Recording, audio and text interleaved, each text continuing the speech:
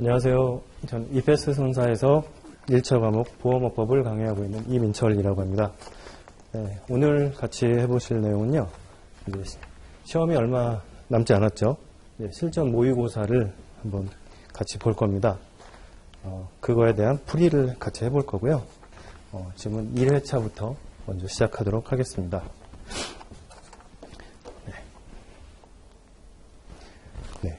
1번은 보험업법에 관한 설명으로 틀린 것은 이라고 되어 있는데요. 가장 기본적인 것이죠. 보험업법에서 가장 기본으로 1조에서 배우고 있는 보험업법은 공법과 사법이 혼합되어 있다. 이거는 맞는 말이 될 거고요. 그 다음에 상법의 특별법이다. 사법 규정에 관해서 상법의 특별 규정으로 이렇게 취급이 되고 있고요. 보험업법과 상법 4편은 입법 목적이 다르다라고 되어 있는데요. 당연히 다르죠. 다른 목적으로 만든 법이니까요. 보험업법은 민영사업자에 대한 감독 법규이며 농협손해보험과 농협생명보험을 제외한다. 이 4번 지문이 약간 생소한 지문일 거예요. 답은 4번인데요. 제외되는 게 아니라 농업협동조합법 쪽에서 보면은 보험업법을 준용하도록 이렇게 되어 있어서 여기에 제외한다고 되어 있는데 우리가 일반적으로 알고 있던 내용하고 좀 다른 특이한 내용이었습니다. 쉽게 우리가 많이 접했던 부분인데 이 지문이 좀 어려운 지문이 하나 들어있었죠. 그래서 답은 4번이 되겠습니다.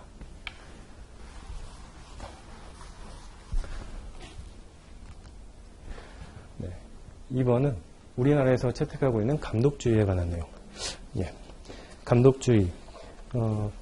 보험업법을 감독하고 있는 방법은 크게 세 가지죠. 공시주의, 준칙주의, 그리고 실질적 감독주의인데, 지금 지문을 살펴보면, 여기 영국에서 채택하고 있는 방법, 그리고 자율성을 최대한 존중하는 방식, 일정한 시기에 재정상태 국민에 공시하도록 하는 방식. 이것들은 우리나라에서 하고 있는 거하고 다르죠. 우리나라는 지금 지문 4번에 보면 실질적으로 직접 감독권을 행사하고 있죠. 그래서 실질적 감독주의라고 부르고 있는데요. 1번, 2번, 3번은 그것과 상관없는 공시주의에 관한 내용입니다. 그래서 1, 2, 3번은 틀린 답이 되고요. 옳은 것은 4번이 되겠습니다.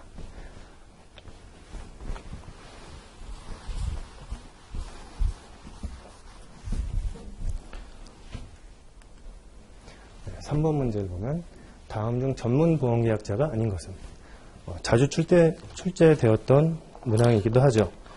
최근에는 이 문항이 너무 많이 출제되고 있어서 또 나올지는 미지수지만 중요한 내용이기 때문에 넘어갈 수는 없는 부분입니다.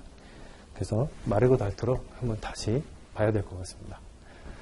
전문보험계약자 교재에 보면 표에 엄청나게 많이 나와 있죠. 그 중에서 기억나시는 거 여기 보면 금융감독원, 그 다음에 예금보험공사, 그 다음에 외국정부. 그래서 앞글자 따서 외웠던 그 전문보험계약자들이 있죠. 그 중에서 제가 수업 때 말씀드렸었는데 요약정리 때 여기 겸용이라고 붙어 있는 것들이 보이면 이거는 보통 어디에 포함되지 않는 것들입니다. 보통 겸용이라고 붙으면 그 범주에서 제외된다고 이렇게 알고 계시면 좋을 것 같아요.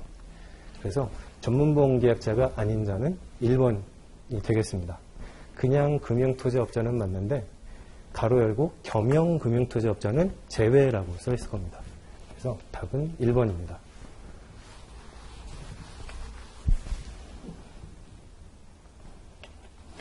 4번 문제. 다음 중 보험업법상 보험회사가 아닌 자와 체결할 수 있는 보험계약이 아닌 것은 우리가 보험계약은 보험회사가 아닌 자와는 체결할 수 없도록 제한을 걸어두고 있죠. 누구든지 보험회사가 아닌 자와 체결을 할 수 없습니다. 그럼에도 불구하고 크로스보더라고 해서 역외보험을 가입할 수 있도록 해놓은 것이 있죠. 거기에 포함되지 않는 것. 여기 보면은 생명보험은 가능하고요. 생수항여 선장제에서 여기 장이 들어올 것 같은데, 생수항여 선장제 할 때 장은 장기 상해보험입니다. 제가 수업 중에도 이게 장기 상해인지 장기 요양인지 이거 잘 구분하시라고 말씀 여러 번 드렸었을 거예요. 여기 보시면 장기 간병으로 되어 있죠. 그래서 2번은 역외보험이 아닙니다. 그냥 한국에서 가입할 수 있는 보험이 되겠습니다. 그래서 답은 2번입니다. 5번 문제. 다음 중 허가신청서 기재사항에 해당하지 않는 것은? 우리 허가신청서에 보험업을 허가받을 때 신청서를 제출해야 되는데 거기에 속하지 않는 것들. 신청서와 첨부 서류를 제출해야 되는데 그 첨부 서류에 들어가지 않는 것. 신청서, 그 중에서 우리가 신청서에 기재하는 내용들을 볼 겁니다.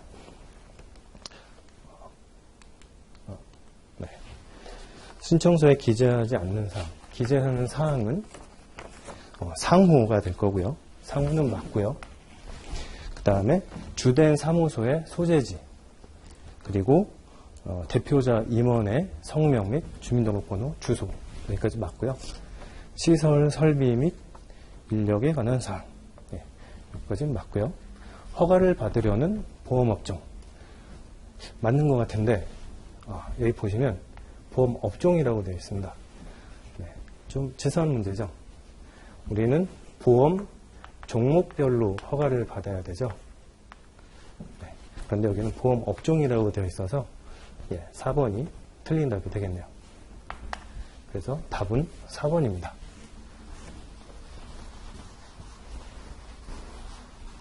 뒤에 신청서와 함께 제출하는 첨부 서류에 대한 문제는 뒤에서 또 한번 살펴볼 겁니다. 6번. 보험업의 허가에 대한 내용으로 옳은 것은 모두 몇 개인가? 박스 안에, 지금 박스가 잘 보이진 않지만 이 가나 다라 박스 안에 있는 것 중에서 고르는 문제죠. 보험업의 허가에 조건을 붙일 수 없으나 예비 허가에는 붙일 수 있다. 우리가 보험업을 허가할 때는 본 허가와 예비 허가가 있는데 모두 다 조건을 붙일 수 있다고 했죠. 근데 없다고 했으니까 얘는 틀린 거고요. 자본금 또는 기금에 관한 사항은 허가의 요건이면서 보험업의 개시를 위한 요건이기도 하다. 허가의 요건, 개시의 요건. 맞죠? 보험업을 허가받으려면 보험업의 수행에 충분한 전문 인력을 갖춰야 한다. 전문 인력 갖춰야죠. 외국 보험회사가 보험업의 허가를 받으려면 국내에서 경영하려는 보험업종과 동종의 업종을 외국 법령에 따라 경영하고 있어야 한다. 맞는 말이네요. 그렇게 되면 맞는 말이 총 3개가 되겠네요. 나, 다, 라가 맞아서 3개가 되겠네요. 그래서 답은 3번입니다.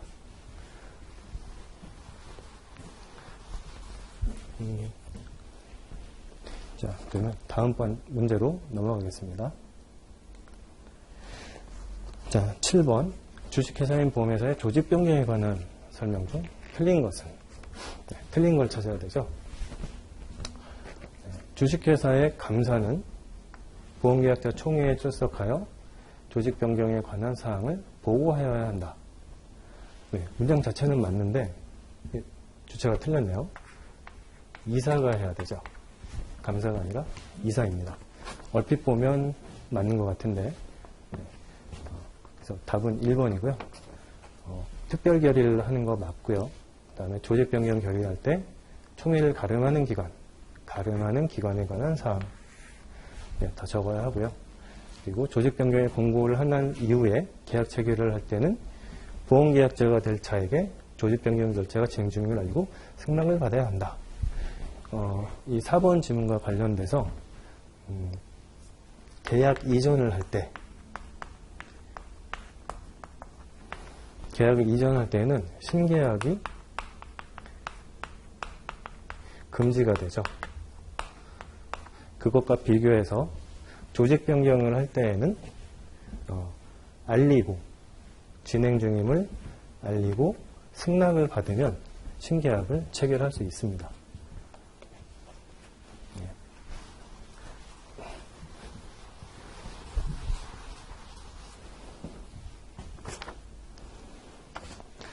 조직 변경의 효과로 틀릴 것은, 그러면 이렇게 조직 변경을 하면 어떤 효과가 나올까요? 주식회사가 변경을 하면 조직 변경에서 상호회사가 될 건데, 상호회사도 기금을 설정해야 되죠. 근데 설정하지 아니할 수 있다는 규정이 있어요. 맞습니다. 원래는 기금을 설정해야 되지만 조직 변경을 한 경우에는 설정하지 않을 수 있습니다. 그 다음에 상호회사로 변경한 경우에 거대 위험에 대비하기 위하여 금융위원회가 필요하다고 인정한 금액을 비상위험 준비금으로 적립해야 한다. 네, 맞는 것 같은데 비상위험 준비금은 손해보험에서만 적립을 하고 있죠.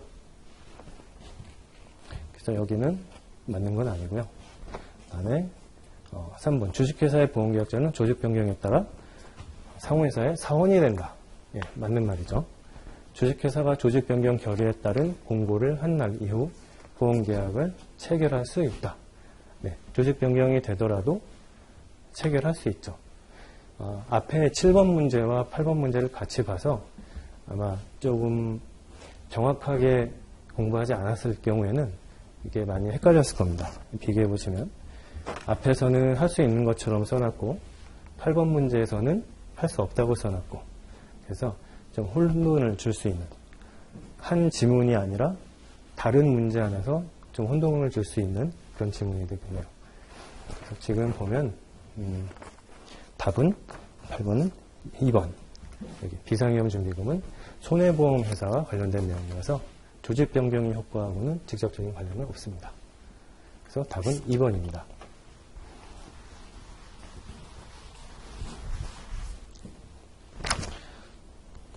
네. 9번 상호회사 사원에 관한 내용으로 옳은 것은, 조직 변경 후에 상호회사가 될 수도 있고 상호회사를 처음부터 설립할 수도 있죠. 그 상호회사의 사원에 관해서 같이 물어보고 있는 문항입니다. 손해보험을 목적으로 하는 상호회사의 사원이 보험의 목적을 양도한 경우 손해보험에서 양수인은 당연히 권리와 의무를 승계하여 사원이 된다. 네. 승계할 수는 있죠. 양도하고 양수인이 승계할 수 있는데, 여기 보면은 당연히라는 말이 눈에 걸리죠. 당연히가 아니라 회사에 승낙을 받아야 합니다. 승낙이 필요합니다. 그래서 이거는 틀린 지문이 될 거고요.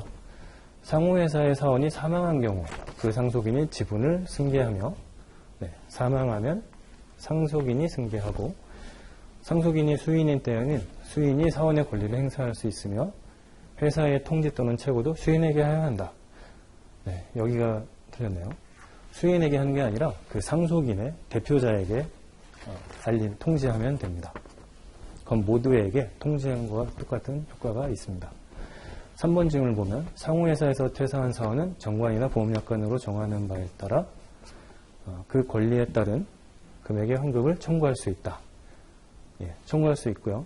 단 퇴사한 사원이 회사에 대해 채무가 있는 경우 회사의 자산의 건전성을 유지하기 위하여 채권과 채무를 상계할 수 있죠. 예, 채권과 채무를 서로 상계할 수 있습니다. 그러면 상호회사의 사원은 정관으로 정한 사회 발생 또는 보험관계의 소멸로 퇴사한다. 네, 4번 질문 하나만 넣게 되겠네요. 그래서 9번의 답은 4번이 되겠습니다.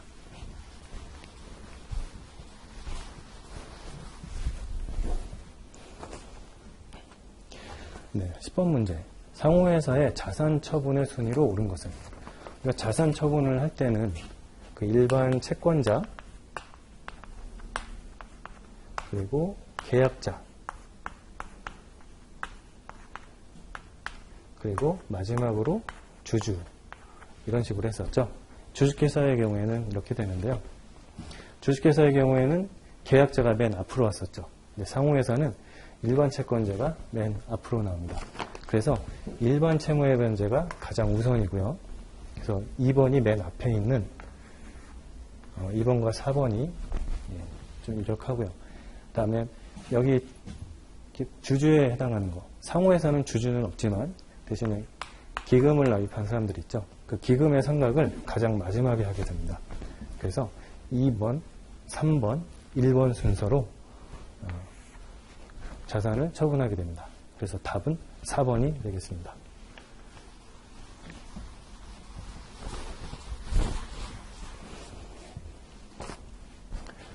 네, 11번으로 넘어가면 외국보험회사 국내 지점의 보험업의 허가를 취소할 수 있는 사유에 해당하지 않는 것은 외국보험회사 같은 경우에 지점의 보험업의 허가를 취소할 수 있는 사유가 본점의 사유가 하나 있었고 지점의 사유가 하나 있었죠.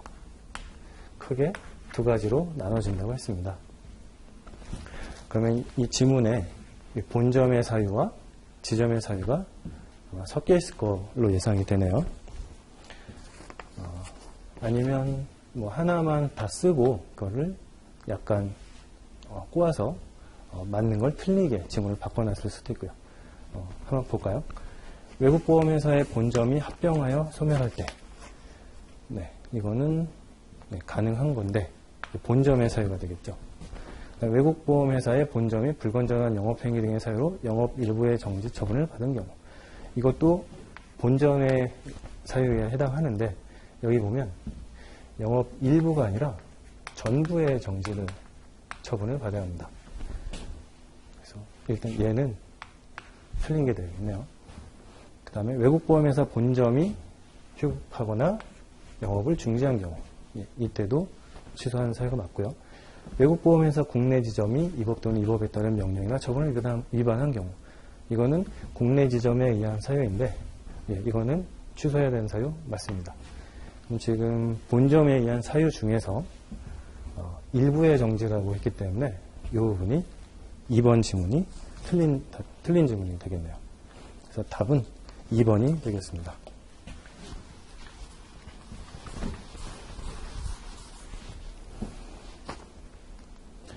네, 11번 문제로 넘어가 보면 보험사 등록을 취소하여야 하는 사유는 모두 몇 개인가? 보험사 같은 경우에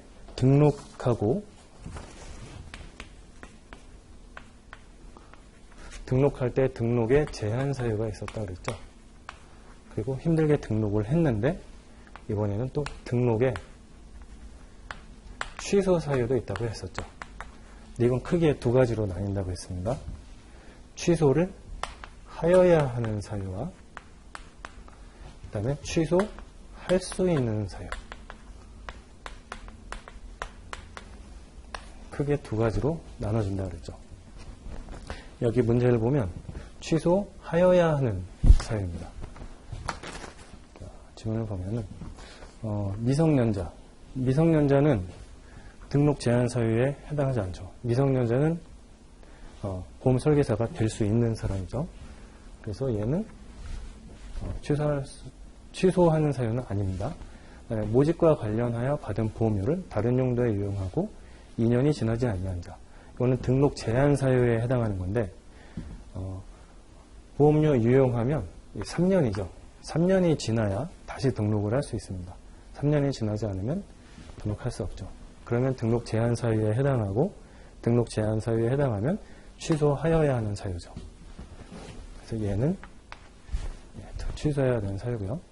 과태료 처분을 2회 이상 받은 경우는 취소를 할 수 있는 사유죠. 얘도 아니고요. 그다음에 보험관계 업무 종사자로서 보험사기행위 금지 규정을 위반한 경우 이 경우도 취소할 수 있는 사유에 해당합니다. 그래서 답은 납은 하나만 해당하겠네요. 그러면 한 개 12번의 답은 그래서 1번이 되겠습니다.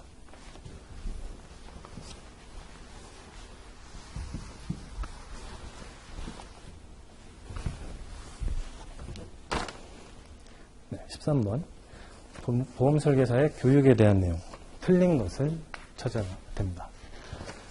보험 설계사는 우리가 정기 교육하고 그다음에 불안전 판매 방지 교육하고 두 가지가 크게 나누어지는데 각각 별도로 해야 하죠. 정기 교육은 정기 교육대로 받고 불판 방지 교육은 불판 방지 교육대로 따로따로 받아야 합니다. 지문을 한번 보면 협회와 보험회사 등은 교육을 효율적으로 실시하기 위해 필요한 단체를 구성하여 운영할 수 있다. 네, 맞죠. 교육의 효율을 높이기 위한 단체 구성. 보험회사, 보험대리점 및 보험중개사는 소속 보험 설계사에게 최초로 등록한 날부터 2년이 지난 날 때마다 2년이 된 날부터 6개월 이내에 교육을 해야 한다. 이게 정기 교육에 해당하는 거죠. 네, 맞습니다. 여기 숫자도 다 맞고요. 그 다음에 보험회사, 보험대리점 및 보험중개사는 소속 보험 설계사에게 시행하는 불안전 판매 방지를 위한 교육은 보험계약의 모집에 관한 교육과 같이 시행할 수 있다. 시행할 수는 있는데 같이가 아니라 별도로 해야 된다 그랬죠. 꼭 따로따로 교육을 시행해야 된다. 그래서 틀린 질문이 될 거고요. 법인이 아닌 보험대리점 및 보험중개사 모집에 관한 교육은 의무교육이다. 네, 이것도 맞습니다. 법인이 아닌 보험대리점과 보험중개사는 이 교육에 있어서 설계사가 같게 취급이 됩니다. 그래서 교육 대상이 됩니다. 그래서 답은 3번이 되겠습니다.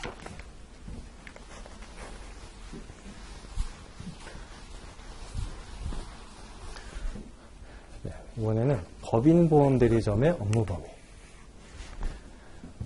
법인보험대리점은 또 업무 영업기준이 별도로 있는데 할 수 없는 업무가 있죠. 법인보험대리점은 일단 보험계약 모집 업무는 할 수 있고요. 그리고 경영현황 공시 업무는 해야 되죠. 이건 의무로 해야 되죠. 그럼 할 수 없는 거, 업무 범위에서 제한되는 거, 눈에 띄는 거, 대부업 하면 안 되고, 대부 중개업 하면 안 되고, 그다음에 다단계 판매하면 안 되고. 네. 그러면 할 수 있는 거, 옳은 것이라고 했으니까 나와 마가 되겠네요. 나와 마. 그러면 2개. 옳은 것은 2개가 되겠습니다. 그래서 답은 2번입니다.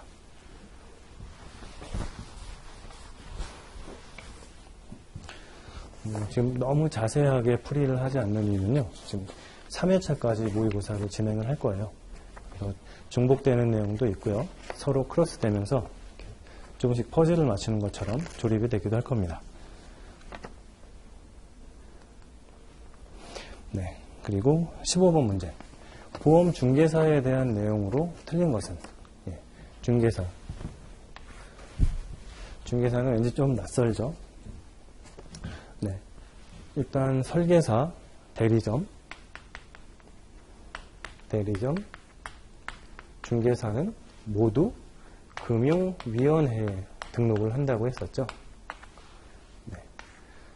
이 등록 업무를 실제로 위탁받아 하는 기관은 다를지라도 최종 목적지는 금융위원회다라고 했었습니다. 위원회에 등록해야 되는 거 맞죠?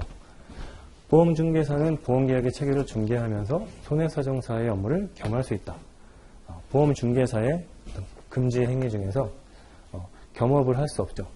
보험 체계를 중개하는 업무 외에는 다른 업무는 손해사정사도 안 되고 계리사도 안 되고 다른 보험회사의 임직원도 안 되고 설계사도 안 되고 대리점도 안 되고 전부 다 안 됩니다.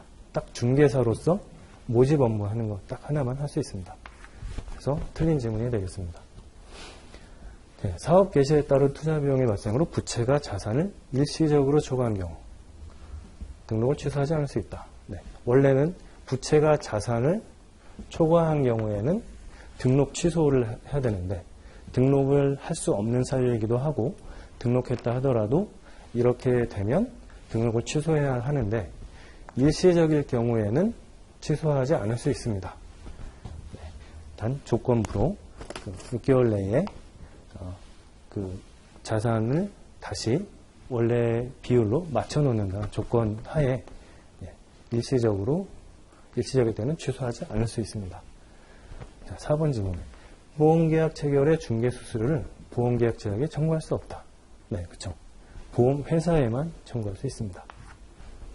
맞죠. 그래서 답은 2번이 되겠습니다.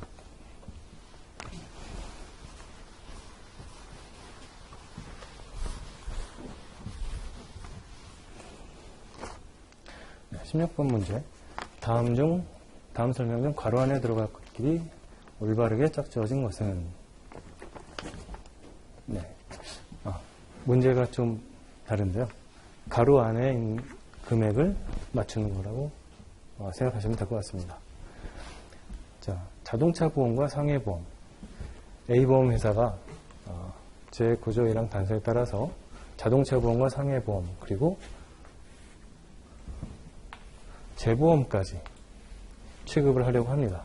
그 합계액이 얼마냐고 묻고 있는 거죠. 보험업 허가를 받을 때 자본금과 기금은 굉장히 여러 번 출제됐던 문제이기도 해요. 그래서 이렇게 어떻게 보면은 계산 문제로 낼 수 있는 몇 안 되는 주제 중에 하나죠. 자, 그럼 자동차 보험 기금 기억나시나요? 우리가 200억으로 하고 있죠. 그 다음에 상해보험은 100억입니다. 보험 종목을 2개 이상 할 때는 각각 더한 금액으로 하고 그 한도는 300억으로 한다라고 했었죠. 그리고 재보험 같은 경우에는 재보험을 전업으로 할 때는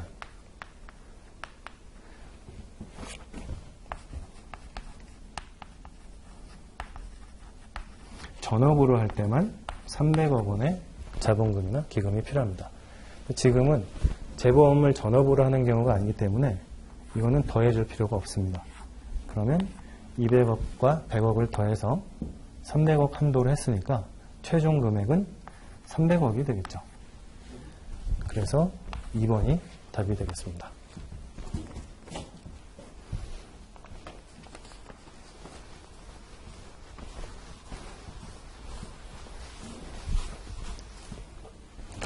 네, 17번 문제. 보험회사인 주식회사에 대한 설명으로 옳은 것은? 주식회사가 자본 감소를 결의한 경우에는 그 결의를 한 날로부터 7일 내에 공고하여야 한다. 이건 공고는 다 2주라 그랬죠? 네, 그럼 여기는 틀렸네요. 주식회사가 주식 금액 또는 주식수의 감소에 따른 자본금의 실질적 감소 할 때는 따라오는 단어 있죠? 승인. 네, 승인을 받아야 한다. 예, 맞는 말이네요. 주식회사의 자본감소 결의에 따른 공고에는 이전될 보험계약의 보험계약자로서 자본감소에 이의가 있는 자의 일정한 기간 동안 이의 제출할 수 있다는 뜻을 덧붙여야 하며 그 기간은 1개월 이내로 해야 한다. 네, 이의 제출할 수 있다는 뜻을 덧붙여야 하는 것까지는 맞고요. 근데 1개월 이내가 아니라 이상으로 해야 되죠. 1개월 이상의 기간을 두어서 이의 제출을 할 수 있다고 공고해야 합니다. 보험계약자나 보험금을 취득할 자는 주식회사가 파산한 경우 피보험자를 위하여 적립한 금액을 다른 법률에 특별한 규정이 있는 경우에 하나여 주식회사의 자산에서 우선 취득할 수 있다 라고 되어 있는데, 네, 여기서는 그 조건, 특별한 규정이 있는 경우에 하나여가 아니라 없으면입니다. 따로 어떤 규정이 없다면 당연히 우선 취득할 수 있다. 이렇게 해석이 됩니다. 그래서 얘도 틀린 질문이 되겠습니다. 그럼 답은 2번이 되겠네요.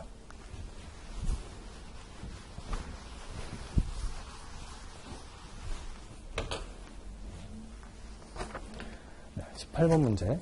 금융기관, 보험 대리점 등이 모집할 수 있는 보험 상품으로 옳은 것은 모두 몇 개인가? 우리 금융기관 대리점, 보험 대리점 중에서 금융기관 보험 대리점은 취급할 수 있는 상품이라고 할게요. 취급할 수 있는 상품이 제한되죠. 근데 금융기관 중에서 신용카드 업자,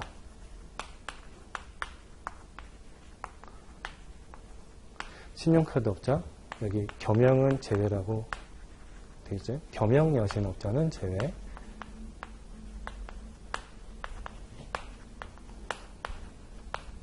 신용카드 업자와 조합의 경우 얘는 일반 보험대리점과 취급할 수 있는 상품의 제한이 동일합니다. 모두 취급할 수 있습니다. 여기 금융기관 보험대리점만 취급할 수 있는 상품에 제한이 있는 거고요. 크게 생명보험 상품과 손해보험 상품으로 나눠서 취급할 수 있는 상품들이 쭉쭉 나눠져 있죠. 자, 한번 보면 개인연금 판매할 수 있고요. 교육보험도 판매할 수 있습니다. 생사혼합보험 판매할 수 있고 종합보험 판매할 수 있고 화재보험 중에 주택화재보험만 판매할 수 있고요. 상해보험 중에서 단체는 판매할 수 없습니다. 이건 안 될 거고요. 신용생명보험 판매할 수 있고요. 신용손해보험 판매할 수 있습니다. 그리고 개인 장기상 보장성 보험 중 여기서 주계약에 하는 거. 재산보험의 주계약. 주계약으로 한정되죠.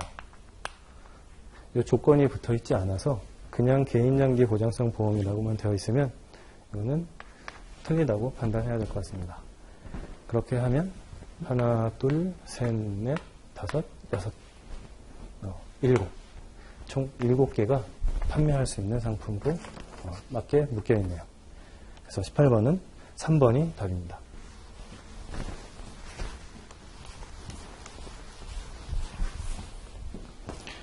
네, 19번 문제. 보험업법상 중복계약 체결 확인 의무의 대상이 되는 보험. 네, 중복계약 체결 확인 의무. 중복계약 의무의 대상은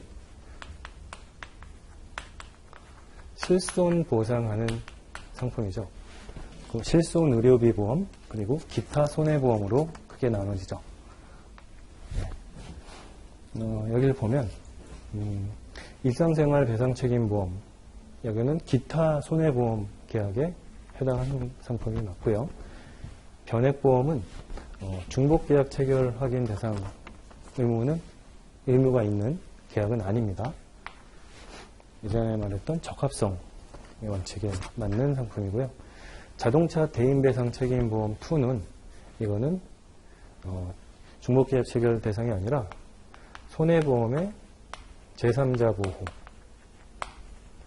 가입이 강제되냐 아니냐 여기에 해당하지 않으면서도 가입이 강제되지 않으면서도 제3자 보호 대상인 계약이 되겠습니다. 그리고 해외여행보험 같은 경우는 기타 손해보험 계약 중에서 제외가 되는 겁니다. 그래서 여기는 1번만 해당이 되겠네요. 그래서 19번은 1번이 되겠습니다.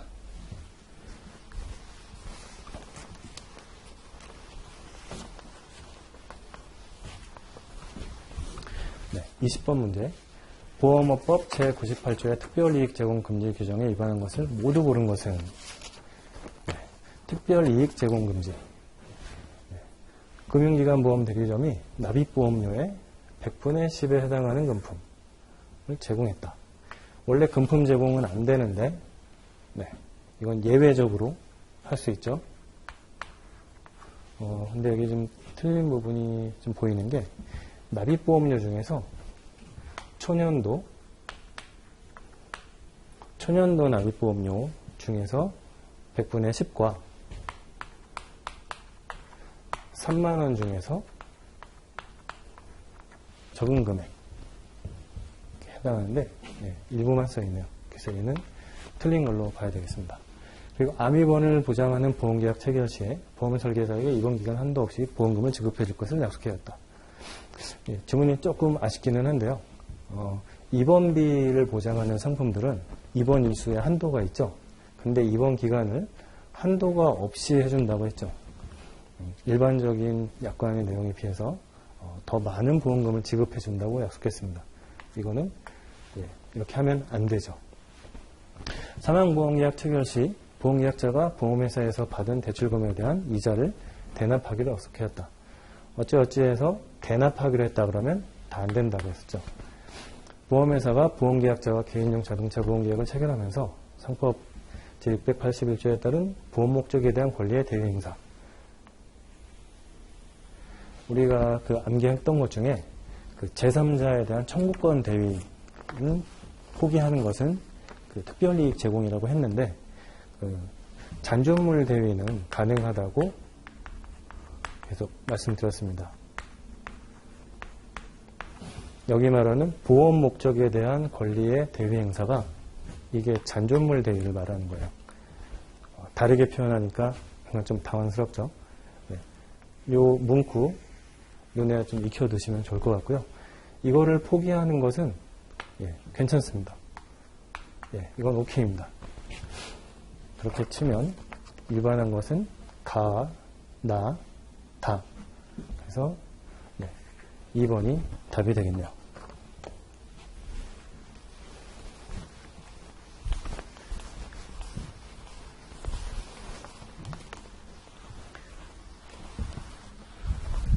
모집할 수 있는 자의 등록 수수료로 오른 것은 모두 몇 개인가? 등록 수수료. 그렇게 비중 있게 다루지 않았던 주제인데, 문제로 나왔습니다. 보면, 보험 설계사 10,000원이라고 되어 있는데, 더 싸게 모십니다. 6,000원에 모시고 있습니다. 그리고 개인보험 대리점. 대리점의 경우는 개인 2만원, 법인은 20만원. 그 다음에 개인 보험중개사는 2만원일 것 같은데 5만원 맞고요. 법인 보험중개사 같은 경우에도 20만원 맞습니다. 10배 받아야 될 것 같은데 20만원이 맞아요. 숫자 유념하지 않고 받고 또 수수료에 대해서 간과했다면 좀 틀릴 수도 있는 문제가 될 것 같아요. 근데 알고 보면 굉장히 쉬운 문제고요. 그 다음에 금융기관 같은 경우 이때는 50만 원이 아니라 100만 원입니다. 여기 금융기관 같은 경우에 예탁보증금,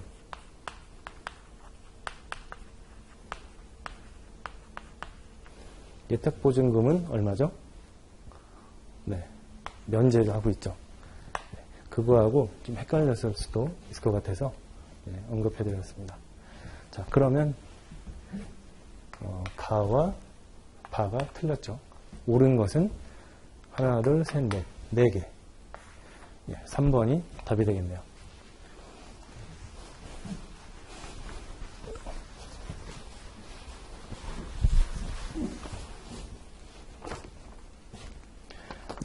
통신수단을 이용한 모집 등에 대한 설명으로 틀린 것은 지금 지문이 길어서 잘렸네요. 통신수단을 이용할 때 어떤 내용이 있는지 한번 보겠습니다. 보험계약자가 전화를 이용해서 계약을 해지하고자 하는 경우, 전화로 해지하고자 하는 경우, 보험계약자가 계약을 체결하기 전에 통신수단을 이용한 계약 해지에 동의한 경우에 한한다. 이게 21년도에는 맞는 지문이었는데 이번에 2월 18일부터 22년 2월 18일부터 시행되는 개정법에서는 이 내용이 틀린 내용이 됩니다. 전화를 이용해서 통신수단을 이용해서 계약을 해지하려면 해지하기 전에 본인 확인만 하면 됩니다.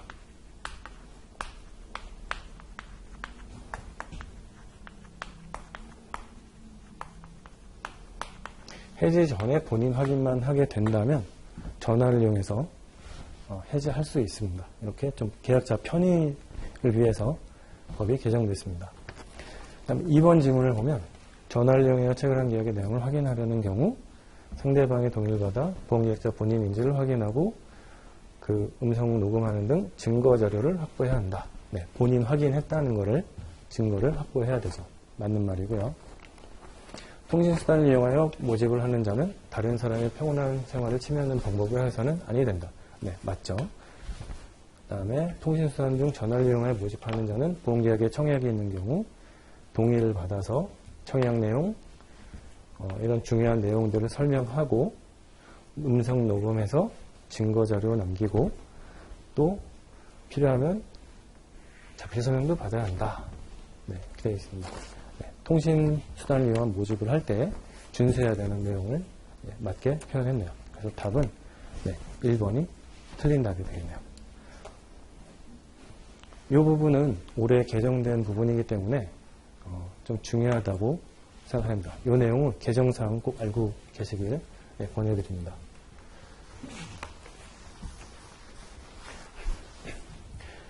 23번 보험대리점 또는 보험중개사의 자기계약에 해당하는 것은 자기계약. 자기계약의 정의가 자기 또는 자기를 고용하고 있는 자를 보험계약자 또는 피보험자로 하는 계약. 약관 조문에서는 딱 한 문장으로 나와 있는데 그걸 박스 형태로 바꿔봤습니다. 이 간단한 거를 본 적이 없으시다면 약간 고민할 수도 있겠죠. 하지만 좀 쉽게 낸 게 그냥 에라 모르겠다. 다 맞는 거다. 라고 하셨을 수도 있을 것 같아요.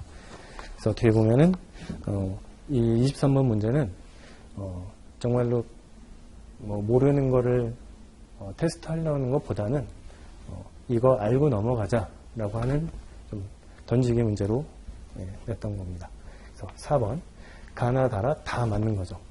자기를 보험계약자로 하고 자기를 피보험자로 하고 자기를 고용하고 있는 자를 계약자로 하고 고용하고 있는 자를 피보험자로 하고 이 모두가 자기 계약에 해당합니다.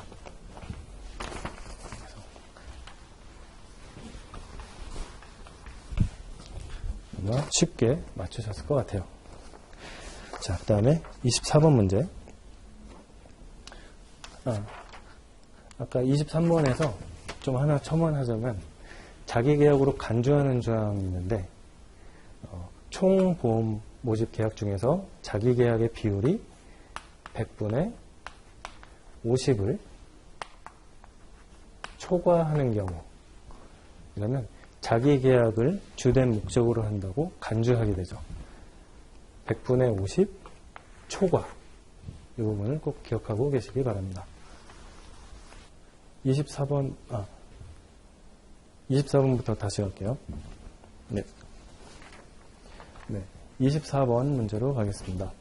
법인보험대리점의 임원이 될 수 있는 자는 법인의 임원이 될 수 있는 자는 보통 우리가 설계사의 등록 설계사의 등록 제한 사유를 잘 외우고 있으면 법인보험대리점의 임원도 쉽게 같이 갈 수 있습니다. 공통되는 점이 있기 때문에 지금 보면 보험업법상 보험설계사 등록 취소 처분을 받은 날부터 2년이 경과한 자 그러면 설계사의 등록이 가능하죠. 이 경우에는 임원도 같이 될 수 있습니다. 이거는 맞는 경우고요. 여기 숫자가 나오는데 이거 유념해서 암기하시라고 말씀드렸었습니다. 2번 질문을 보면 금융소비자보호법상 벌금 이상의 형집행을 면제받은 후 3년이었죠. 그리고 여기 보면 형법상 금고 이상의 실형집행을 마친 날부터 3년이었죠. 그래서 2년 똑같이 2년인 것은 요거였죠. 그리고 금융지배구조법상 미성년자는 설계사는 될 수 있지만 임원은 될 수 없습니다. 그렇게 보면 답은 1번이 되겠네요. 25번 문제 보겠습니다. 금융기관 보험대리점 등에 대한 설명으로 틀린 것은 금융기관 보험대리점에 대해서 전반적인 걸 기술할 것 같죠? 상호저축은행은 금융기관 보험대리점으로 등록할 수 있다? 없다? 네, 있죠. 우리가 그 수업 중에 은중예상 산기신조해서 어떤 거 기억나시나요? 은행, 중개업자, 그 중에 상호저축은행 여기에 해당하고요. 그래서 등록할 수 있는 회사입니다. 금융기관 보험대리점 중에서 모집에 종사하는 사람은 대출 등 불공정의 모집에 우려가 있는 업무를 취급할 수 없다. 그렇죠? 불공정 모집의 우려가 없도록 구분을 해놨죠. 그 다음에 신용카드 업자. 여기 전업이라고 명시적으로 해놨죠. 겸용 여신 업자가 아니라 신용카드를 전업으로 하는 업자는 통신수단을 이용해서 모집을 할 수 있습니다.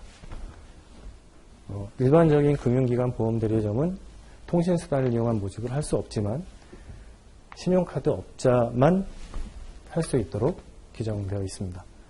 자, 금융기관 보험대리점은 한개 생명보험, 한개 손해보험 상품을 매 사업연도별로 신규 모집 총액의 100분의 30을 초과할 수 없다.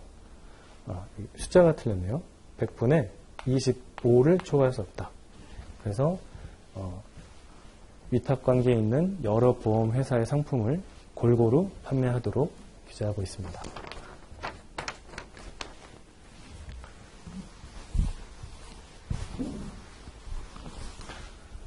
다음 중 현행 보험업법상 자산운용의 원칙에 해당되지 않는 것은? 굉장히 간단한 문제네요. 자산운용의 원칙. 네. 우리 외웠던 거 기억나시죠? 안유, 수, 공. 근데 안유, 수, 공 앞글자 따서 외웠던 거 다 맞네요. 근데 지금 공공성이네요. 원래 공익성이죠. 네. 살짝 글자 하나만 바꿔서는 좀 단순한 문제죠. 쉽게 풀고 넘어가실 수 있을 것 같습니다. 네, 27번 문제.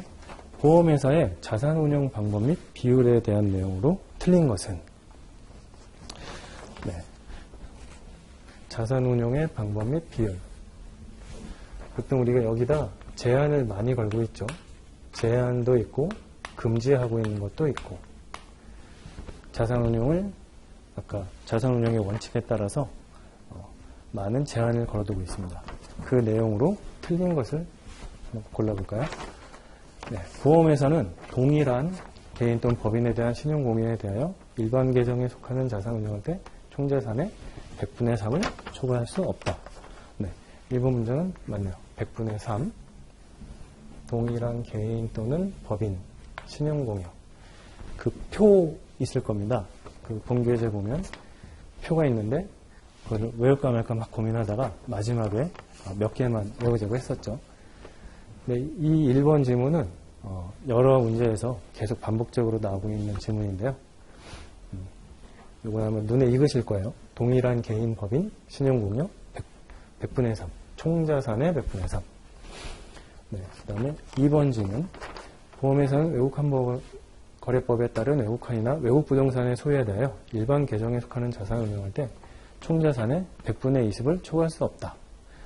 네, 그 표를 외우신 분은 한번 눈에 딱 띌 건데요. 외국환, 외국 부동산, 총자산의 100분의 20이 아니라 100분의 50입니다. 그래서 2번이 틀렸네요. 예, 다른 3번 지문은 맞고요. 얘도 맞습니다. 자회사에 대해서 지금 그 표를 외우실 때 좀 참고하시라고, 자회사라는 단어가 나오면 자기 자본입니다. 다른 것들은 총자산으로 하고 있는데, 네, 여기 총자산인데, 자회사에 대해서 나오면 자기 자본이고요. 이 숫자는 별도로 직접 외우셔야 되죠. 그래서 여기서 틀린 답은 2번이 되겠네요.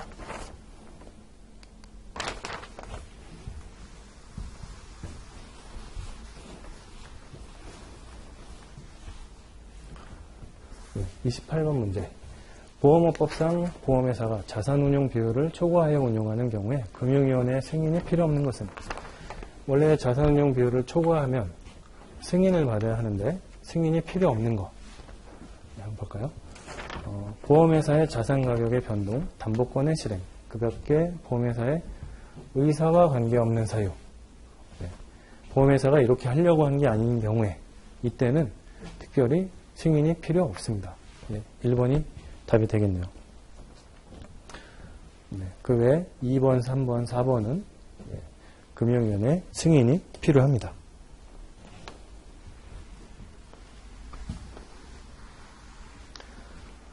만약에 이 1번 지문을 조금 변형해서 낸다면 이렇게 변동되었다고 하더라도 1년 내에 그 비율로 다시 회복시켜야 됩니다. 그럼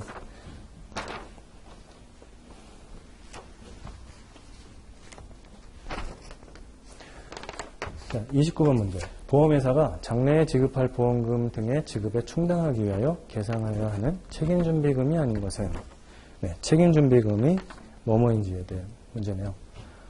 보험금 지급하기 위한 거 책임준비금으로 지급준비금으로 계상해야겠죠. 장래의 보험금 및 환급금 환급금액 적립해야 되고요. 보험회사가 계약자에게 배당한 계약자 배당금 적립해야 되죠. 근데 4번을 보면 손해보험의 거대 위험에 대비하기 위한 거대 위험, 비상위험 준비금. 이거는 일반적인 책임 준비금이 아니라 크게 책임 준비금과 비상위험 준비금으로 나누고 있는데 그 중에 비상위험 준비금에 해당하는 거죠. 그래서 책임 준비금으로 분류되는 금액이 아닙니다. 그래서 답은 4번이 되겠네요.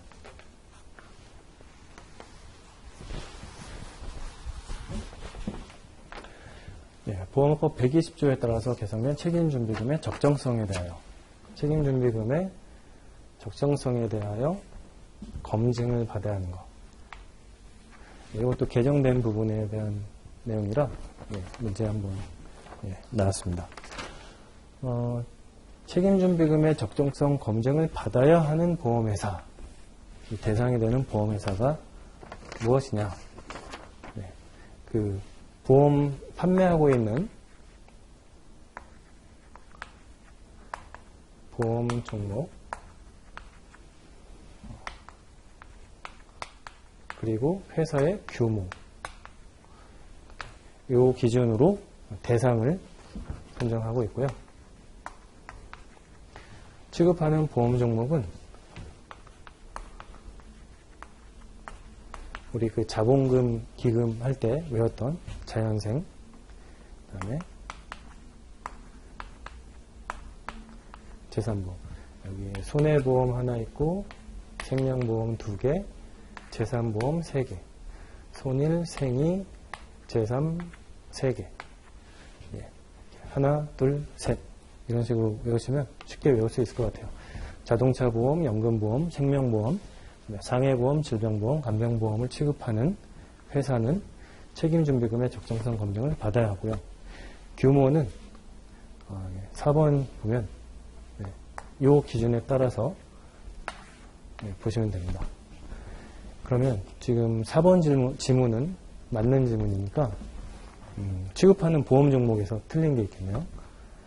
간병 맞다고 했고 연금 맞다고 했고 배상책임보험이 틀렸네요. 그러면 3번 배상책임보험을 취급하는 보험회사는 책임준비금의 적정성 검증을 받을 대상이 아닙니다. 답은 3번입니다.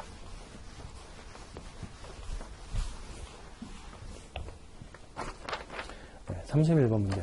배당보험 계약에 대한 설명으로 일치하는 것은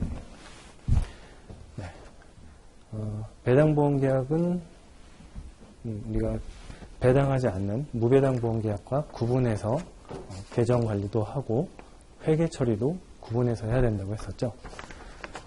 그 중에 배당보험계약은 보험계약자에게 배당을 할 수 있다. 당연하겠죠. 배당을 하려고 맞는 거니까요. 맞는 지문이고요. 보험계약자에 대한 배당 기준은 보험계약자의 이익과 계약자의 이익과 보험회사 주주의 이익 등을 고려하여 정해야 한다. 얼핏 보면 맞는 문장 같은데 지금 눈에 띄는 게 주주의 이익이 아니라 회사의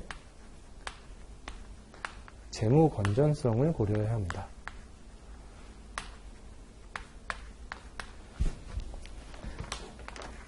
맞는 것 같지만 틀립니다. 그래서 2번이 옳지 않은 거예요. 자, 3번 배당보험계약 이익의 계약자 지분 중 일부는 배당보험계약의 손실보전을 위한 준비금으로 적립할 수 있다. 네, 준비금으로 적립할 수 있다. 네, 맞습니다. 배당보험계약은 다른 보험계약과 구분하여 회계처리해야 된다. 구분 회계처리. 네, 맞죠? 그래서 답은 2번이 되겠습니다.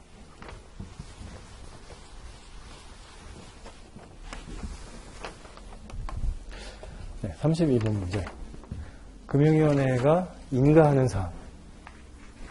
모두 몇 개인가? 지금 박스 안에 있는 것 중에서 인가해야 되는 사항. 기본 강의 때 제가 인가해야 되는 사항은 총 6가지라고 했어요. 딱, 네, 그걸 기억하고 계신 분은 그냥 6개라고 찍을 건데, 여기에 나와 있는 게 맞는지를 확인해 봐야겠죠. 이 6개가 맞을지. 네, 상호협정. 네, 맞고요. 해산 맞고요. 합병 맞고, 계약의 이전 맞고, 유효산출기간의 설립도 인가해야 되는 사항 맞고, 영업의 양도양수도 맞고요. 그래서 이거 어떻게 얘기를 했었죠?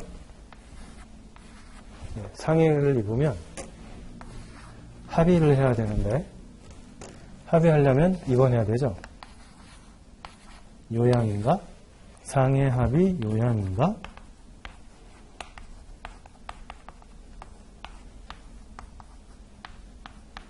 이렇게 해서 앞글자 따서 인가사항 6가지만 외우자고 했었죠. 그러면 허가인지 인가인지 물어볼 때 헷갈리지 않을 것이다 라고 했었습니다. 답은 6개? 예, 맞네요.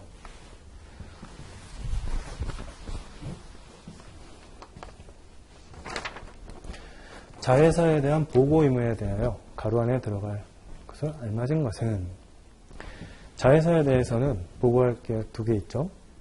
자회사를 소유할 때 소유하고 2개월 내에 보고해야 되고, 그 다음에 업무 내용에 대해서 보고를 해야 되죠. 그게 2가지가 있는데, 소유하고 나서는 승인해야 될 것도 있고, 신고해야 될 것도 있고, 보고해야 될 것도 있는데, 보고는 2개월 내에, 그 다음에 업무에 대한 업무 보고는 3개월입니다. 그래서 사업연도가 끝난 날부터 3개월 내에 자회사의 재무상태표와 대통령령으로 정하는 서류를 제출하여야 한다. 그래서 답은 2번이 되겠습니다.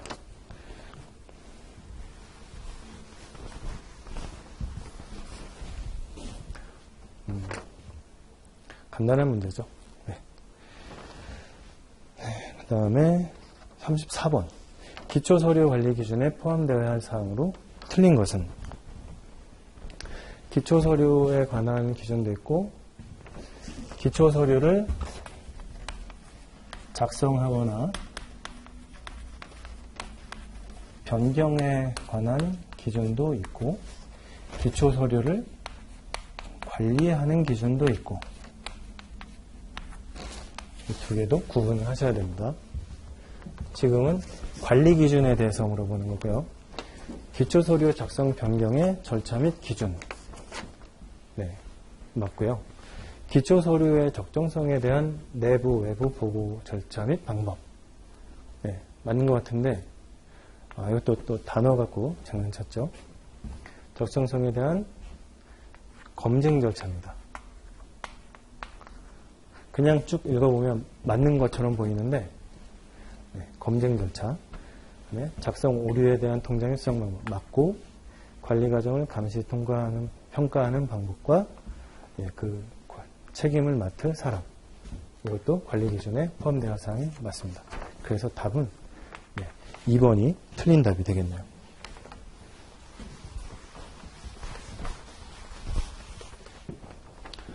보험회사가 재무 건전성 기준을 지키지 아니하여 경영 건전성을 해칠 우려가 있다고 인정되는 경우에 금융위원회가 할 수 있는 조치로 옳은 것은,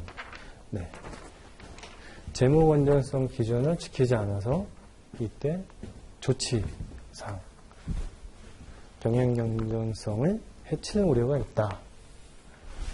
경영을 좀 잘 해라 하고 내리는 조치죠. 이때는 자본금 또는 기금의 책임은 이거 맞습니다.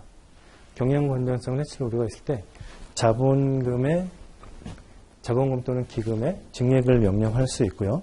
그 다음에 주식이나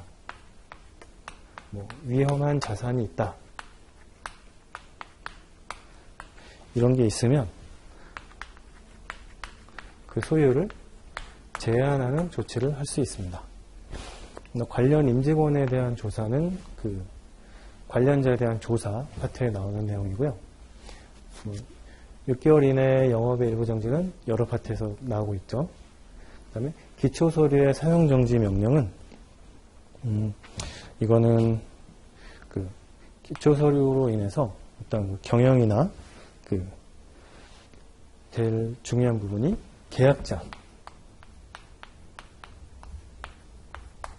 계약자에게 어떤 피해가 우려될 때 기초서류의 내용을 바꾸거나 심하면 사용 정지까지도 명령할 수 있도록 한 부분이고요. 요것으로 인한 조치 명령은 아닙니다. 그래서 답은 1번이 되겠습니다.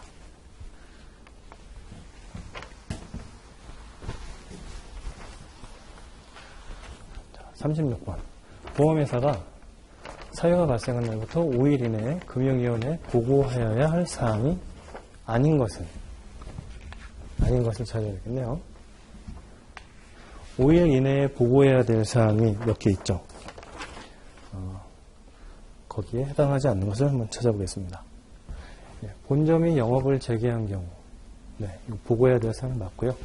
최대 주주가 변경된 경우 맞고요. 상호나 명칭을 변경한 경우 맞죠.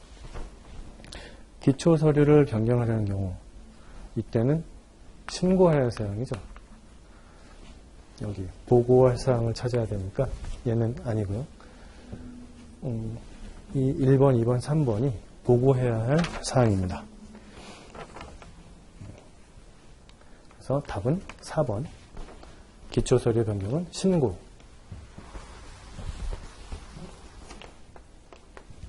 37번. 손해보험 계약의 제3자 보호에 관한 설명으로 옳지 않은 것은?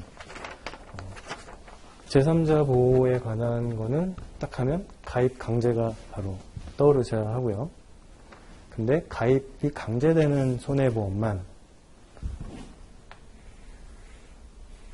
만이라고 되어 있네요.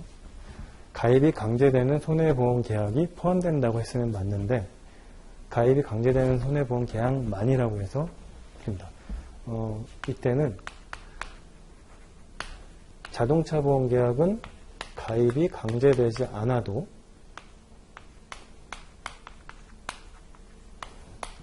포함되죠. 있는 계약도 포함됩니다. 우리가 대인 배상 2 자동차 보험에서 배우게 되죠. 이거는 강제보험이 아니죠.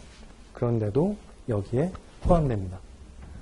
그래서 답은 1번이 바로 나왔네요. 2번 내용도 한번 살펴보면 제3자 보호 규정은 예금자보호법 시행령 3조에 수입보험료가 예금 등의 범위에 포함되지 아니하는 보험계약에 보험계약자인 보험납부자인 벌이는 포함되지 않는다. 이 부분은 맞고요. 3번 지문도 맞고요. 4번 지문도 맞는 지문이 되겠습니다. 여기 좀 눈에 띄는 거 손해보험협회에서 이런 제3자 보호를 해야 되는 즉 불능사태가 났을 때 출연을 하라고 출연 여기 한문에 되어 있죠. 이런 데 출연하는 게 아니라 돈을 내라는 뜻이죠. 돈을 내라 라고 출연을 받았다가 줄 수도 있고 지급 불능 보고를 받은 후에 출연할 수도 있고 순서는 바뀌어도 상관없습니다. 그리고 출연을 해야 되는데 그 손해보험회사에 돈이 없다, 돈이 부족한 보험회사가 있으면 차입할 때 보증을 서서 차입을 받을 수 있게 해줘야 합니다.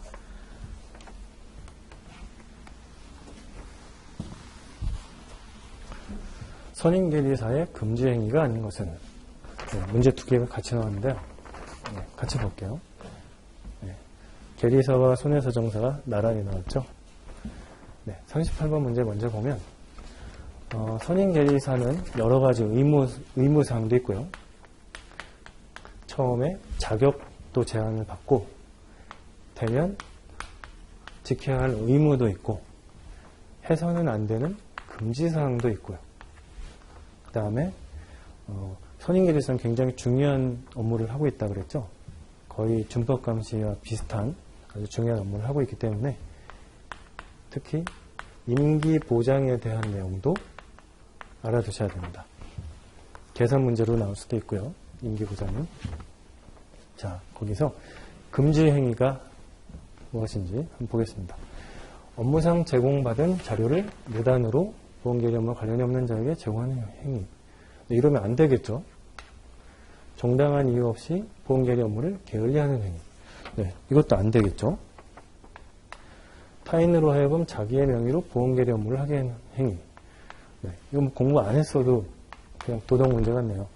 네, 1, 2, 3번 다 안 되고요. 기초서류의 법령을 위반한 내용인 경우 금융위원회에 보고하는 행위. 선임계리사는 보험회사의 직원이죠. 임원 아니에요. 직원입니다. 근데 이사회도 아니고 그 회사 밖에 있는 금융위원회에 보고해야 된다. 네, 이렇게 막강한 권한을 갖고 있다고 했죠.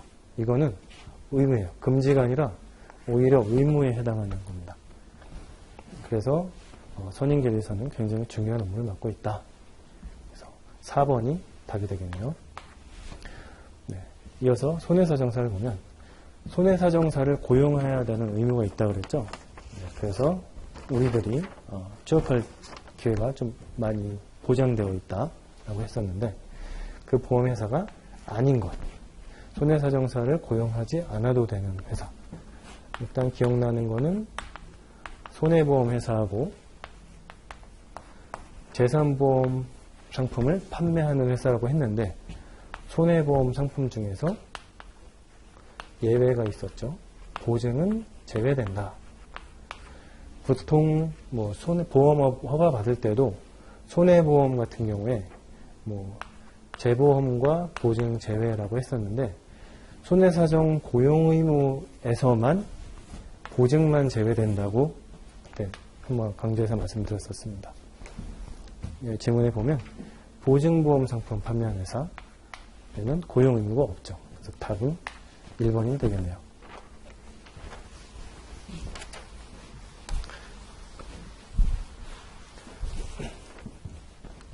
네, 마지막 40번 문제입니다. 네, 2천만 원 이하의 과태료 부과 대상에 해당되는 것은 이게 강의 시간에도 과태료에 대해서 이거 외우는 거는 좀 너무 시간이 너무 많이 걸리니까 시성비가 너무 떨어지는 공부다. 그냥 포기하자고 했었죠. 그래서 그냥 문제로만 한번 보시면 될 것 같습니다. 만약에 이 문제를 틀렸다고 하더라도요. 지금 남은 시점이라면 다시 볼 필요는 없을 것 같고요. 그냥 이것만 보시면 될 것 같습니다. 1번 질문을 보면 법인보험 대리점의 공시규정을 위반한 경우 이때는 1,000만 원 되려고요. 그 다음에 보험회사와 신용공여 계약을 체결하는 자에게 금리나 요구를 할 수 있음을 미리 알리지 않은 경우 이때는 2,000만 원. 40번에 2번이 답이 되겠네요. 그 다음에 3번 부수 업무를 신고하지 않은 경우 우리 부수 업무를 하려는 날 7일 전까지 신고해야 됐었죠. 그 신고를 하지 않으면 얼마냐? 무려 1억 원입니다.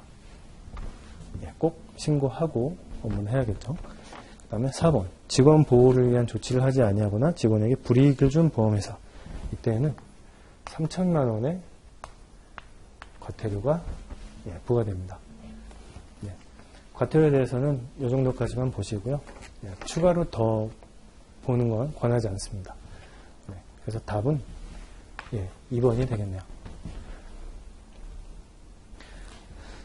그러면 이렇게 해서 1회차 모의고사 풀이를 해봤습니다.